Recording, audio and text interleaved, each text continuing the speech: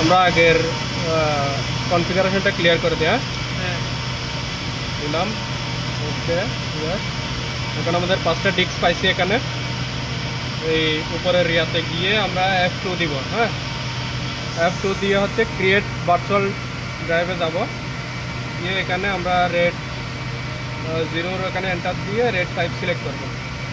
Red 5 select করে এখানে enter দিয়ে প্রত্যেকটা ডিস্ক সিলেক্ট করে নিব। আমরা 4টা সিলেক্ট করছি, আর একটা হচ্ছে আমরা সিলেক্ট করি নাই, কারণ আমরা ফটোস্ফিয়ারে ইয়া করবো, অ্যাডভান্সে যাব।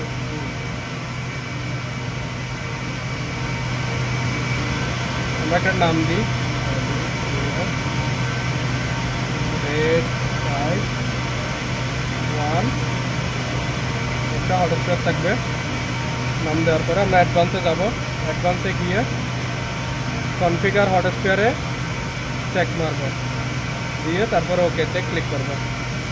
ওকেতে গিয়ে আমাদের এখন এখানে কাজ শেষ। এখানে ওকে দিলে একটা মেসেজ দিবে, এটা করে আমরা ওকে দিব। ওকে দিলে ফটোস্ফিয়ারের জন্য যেটা খালি রাখছে ওটা এখানে শো করবে। এন্টার দিয়ে এটা সিলেক্ট করব, সিলেক্ট করে ওকে দিব। ওকে দিলে আমাদের এখন কনফিগারেশন হয়েছে। এখন এটাকে আমরা ইনিশিয়ালাইজ করব।